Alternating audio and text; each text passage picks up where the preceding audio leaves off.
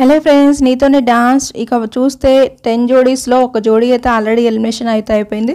ఇక అలానే చూస్తే ఇక 9 జోడీస్ అయితే ఉన్నాయి. ఈ 9 జోడీస్లో ఈ వారం ఎలిమినేషన్ ఉంటుందా ఉండదా, ఏం జరగబోతుంది అనేది ఈ వీడియోలో అయితే చూసేద్దాం. ఇంకా అలానే ఈసారి బెస్ట్ పర్ఫార్మర్గా చూస్తే మాత్రం ఈసారి నేహా చౌదరి, అలానే ఇక విశ్వ వాళ్ళకైతే వచ్చే ఛాన్సెస్ అయితే ఉన్నాయి. వాళ్ళకి గోల్డెన్ సోఫా వచ్చే ఛాన్సెస్ ఉన్నాయి.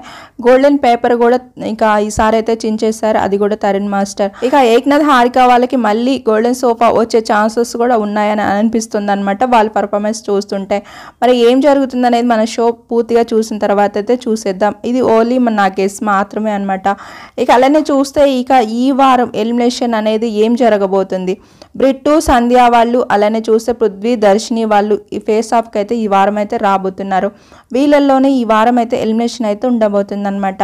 మరి ఈ ఎలిమినేషన్ జరుగుతుందా లేదా అంటే ఈ ఒక్కసారికి వాళ్ళకి ఒక ఛాన్స్ కూడా ఇవ్వచ్చు. నో ఎలిమినేషన్ అనేది పెట్టే ఛాన్సెస్ కూడా ఉన్నాయని అయితే నాకైతే అనిపిస్తుంది అనమాట.